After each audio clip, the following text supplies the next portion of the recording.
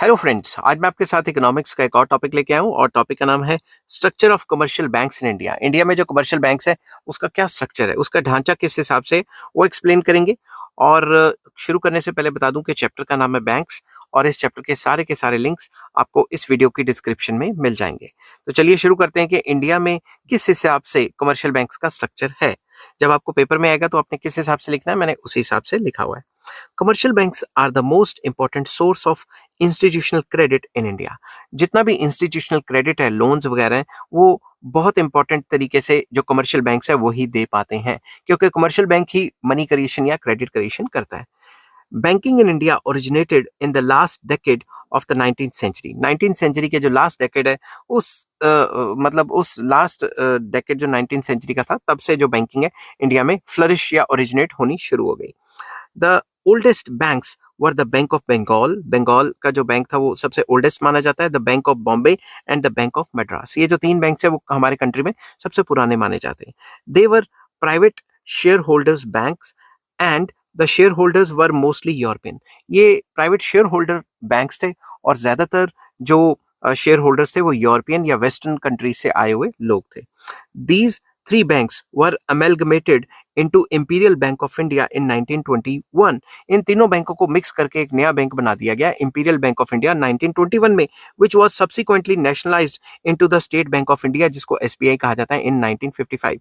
और इस बैंक को 1955 में नेशनलाइज कर दिया गया। पहले क्या था, प्राइवेट सेक्टर बैंक था, अब क्या कर दिया गया, नेशनलाइज कर दिया गया, मतलब सरकारी बैंक बन गया। कब? 1955 में। Allahabad Bank and the Punjab National Bank were established in 1885 and 1895 respectively। तो ये जो इलाहाबाद बैंक था या ये जो पंजाब नेशनल बैंक जिसको पीएनबी भी कहा जाता है, वो 1985 और 1995 में जो है वो इस्टेब्लिश किए गए थे। ठीक है, बट जो सबसे मेन बैंक है इंडिया में वो तो आपको पता ही है, सबसे बड़ा बैंक एसबीआई है। तो अब commercial banks in India were entirely private banks before independence. Independence से पहले जितने भी कमर्शियल बैंक्स थे वो सिर्फ प्राइवेट बैंक्स थे। ठीक है, प्राइवेट बंदे जो है उनको कंट्रोल करते थे। Eight the time of independence the banking sector in India was relatively small and extremely weak with a few scheduled banks। तो जो बैंकिंग सिस्टम था इंडिपेंडेंस से पहले इंडिया में, वो रिलेटिवली या at the time of independence या on the eve of independence, वो काफी छोटा सेक्टर था, एक्सट्रीमली वीक सेक्टर था और सिर्फ फ्यू स्केड्यूल्ड बैंक्स ही थे, नॉन स्केड्यूल्ड बैंक्स नहीं थे। These banks were largely confined to urban areas. तो ये बैंक सिर्फ शहरों में पाए जाते थे। दे granted loans largely to industrial and trading sectors। तो ये लोन ज्यादातर इंडस्ट्रियल एंड ट्रेडिंग सेक्टर्स को देते थे और वीक सेक्शंस या फार्मर्स को तो पूछते भी नहीं थे। ठीक है, the banking sector in India underwent a major structural transformation after 1969 when 14 major commercial banks were nationalized in July 1969 and 6 more in April 1980। तो इंडिया का जो बैंकिंग सिस्टम है उसमें काफी ज्यादा स्ट्रक्चरल ढांचे के तौर पे स्ट्रक्चरल चेंज आया जब 1969 में जो सबसे बड़े जो 14 कमर्शियल बैंक्स थे उनको नेशनलाइज कर दिया गया 1969 जुलाई में। और 6 मोर जो 1980 में जो 6 मोर मतलब 6 और कमर्शियल बैंक्स थे उनको 1980 में जो है नेशनलाइज मतलब सरकारीकरण जिसको कहते हैं या सरकारी बना दिया गया, पहले वो प्राइवेट होते थे। क्यों? क्योंकि जो प्राइवेट सेक्टर बैंक्स थे वो अपना ही देखते थे और जो जो गवर्नमेंट के जो प्लान्स हैं उनके हिसाब से नहीं चलते थे। जैसे गवर्नमेंट चाहती है कि वीकर सेक्शंस को लोन दिया जाए, रूरल एरियाज में लोन दिया जाए, वो देते नहीं थे और अपना ही मतलब करते रहते थे। अपना ही जहां उनको प्रॉफिट लगता है वही काम करेंगे और जो पूरे कंट्री की जो ग्रोथ की पॉलिसी है उसके हिसाब से नहीं चलते थे। The main objectives behind the nationalisation of commercial banks were spreading banking structure in rural areas to provide cheap financial assistance to priority sectors like agriculture and weaker sections, to prevent concentration of banking capital in the hands of big business houses, to provide funds to public sector etc। तो main मकसद क्या था nationalisation of banks का कि एक तो हमने rural areas में भी जो बैंकिंग कल्ट है या बैंकिंग कल्चर है उसको फैलाना है। ठीक है, और सस्ते रेटों पे जो है लोन्स वगैरह प्रोवाइड कराने एग्रीकल्चर को और वीकर सेक्शंस को। और कंसंट्रेशन ऑफ पावर जो हो रही है कि तकरीबन सारे बैंक्स फ्यू इंडस्ट्रियलिस्ट के हाथ में है, उसको तोड़ना है ताकि ये ना हो कि रिच एंड पुअर के बीच में गैप बहुत ज्यादा हो जाए। ठीक है, और जो सरकार की जो पॉलिसी है उसके हिसाब से बैंकों को पीछे से प्रेशराइज करके लोन देना, ये भी एक मेन मकसद था। ठीक है, as part of economic reforms since early 1990s. A number of financial institutions and industrial houses in the private sector and foreign banks have been allowed to start banking operations in India. But 1990 के बाद जो new economic policy आई, liberalisation, privatisation and globalisation आई, तो number of financial institution या industrial houses थे, उनको private sector में जो थे इंडस्ट्रियल हाउसेस या फाइनेंशियल इंस्टीट्यूशंस, उनको अलाउ किया गया कि आप बैंक खोल सकते हो। तो प्राइवेट सेक्टर की बैंकिंग को बढ़ावा कब मिला? 1990 के बाद। और फॉरेन बैंक्स को भी बढ़ावा दिया कि आप भी आके हमारे कंट्री में काम कर सकते हो।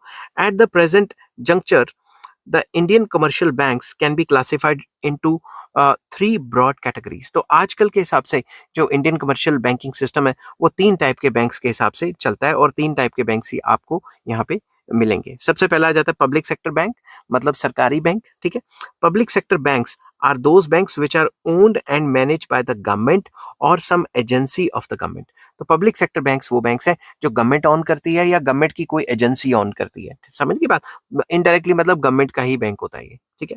तो पब्लिक सेक्टर बैंक्स इंक्लूड्स, इनमें कौन कौन से बैंक्स आ जाते हैं? स्टेट बैंक ऑफ इंडिया जैसे एसबीआई एंड नेशनलाइज्ड बैंक्स जो सरकारी बैंक हैं सारे के सारे, ठीक है।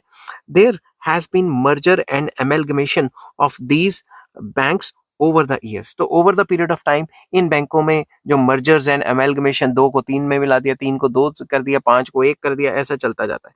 There were 27 public sector banks in 2017। 2017 में 27 पब्लिक सेक्टर बैंक्स थे विच केम डाउन टू 18, ठीक है, 27 से 18 कर दिए मार्च 2020 में, after the merger of some banks. तो कुछ बैंक्स को मर्जर करके पहले 27 पब्लिक सेक्टर बैंक्स थे, अब 18 रह गए। Subsequently 10 public sector banks were merged into 4 bigger and stronger banks referred to as anchor banks on April 1, 2020। तो बेसिकली 10 पब्लिक सेक्टर बैंक्स जो है मिला मिलू के जो चार बड़े बैंक थे उनमें उनको जो अमेलगमेट कर दिया गया, उनमें उनको मर्ज कर दिया गया, ठीक है। Consequently as of now there are 12 public sector banks in India which are SBI जिसको स्टेट बैंक ऑफ इंडिया कहा जाता है, पंजाब नेशनल बैंक और Bank of Baroda, Bank of India, Bank of Maharashtra, Canara Bank, Central Bank of India, Indian Bank, Indian Overseas Bank, Punjab and Sindh Bank, UCO Bank and Union Bank of India. तो ये सारे के सारे जो हैं ये जो पब्लिक सेक्टर बैंक्स हैं यही बचे हैं। जितने बाकी अदर बैंक्स थे उनको कहीं ना कहीं से इनमें जो है मर्ज कर दिया गया। Public sector banks occupy a dominant position in the banking system in India.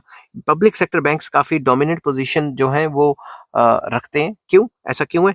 They accounted for 73% of the total commercial banks branches in the country with over 87,910 branches excluding regional rural banks जिनको RRB branches भी कहा जा सकता है, as on 31st March 2020। Basically 73% जो commercial banks हैं, जो जितने भी बैंक्स हैं उनमें में से 73% जो कमर्शियल बैंक्स हैं कंट्री में, वो उनकी जो ब्रांचेस हैं 87,910 जिनमें अगर हम रीजनल रूरल बैंक्स को हटा लें तो 73% ब्रांचेस जो हैं पब्लिक सेक्टर बैंक्स की हैं। They accounted for about 62% of the aggregate bank deposits and 67% of bank credit as on 31st March 2020। तो जो 2020 तक का जो डाटा अवेलेबल था मेरे पास उसके हिसाब से 62% जितने भी बैंकों में पैसा पड़ा है वो सारा का सारा किसका है? वो सारा का सारा लोगों का है। और जितना भी पैसा बैंकों में पड़ा है उसका 62% जो है पब्लिक सेक्टर बैंक्स के पास पड़ा है। और 67% जो है जितने भी लोन गए हैं उसमें में से 67% लोन जो है वो पब्लिक सेक्टर बैंक्स ने दिया है। ये बात अलग है कि वो फ्रॉड भी पब्लिक सेक्टर बैंक्स में बहुत ज्यादा होते हैं। SBI is the largest commercial bank in the country with 25% market share of the total loans and deposits and 23% market share by assets. तो मतलब जितना जो SBI वो सबसे बड़ा बैंक माना जाता है, उसका जो मार्केट शेयर है टोटल लोन्स एंड डिपॉजिट्स में वो 25% है एंड 23% जो है उसके जो मार्केट शेयर है जो जितने भी फाइनेंशियल एसेट है उसके अंदर। It is ranked as one of the top 5 banks worldwide. तो पूरे वर्ल्ड में जो सबसे बड़े बैंक्स हैं उनमें में से टॉप 5 में SBI आता है। It served over 45 crore customers through a network of 22,000 branches including 229 overseas branches and that spread over 31 countries as on 31st March 2021। तो बेसिकली ये थोड़ा सा डाटा दिया गया है कि 45 करोड़ कस्टमर्स के जो हैं बैंक अकाउंट्स हैं SBI में और 22,000 ब्रांचेस हैं और 29 ब्रांचेस वो हैं जो हमारे कंट्री के बाहर हैं, ठीक है। 31 कंट्रीज में एसबीआई की ब्रांचेस मिल जाती हैं।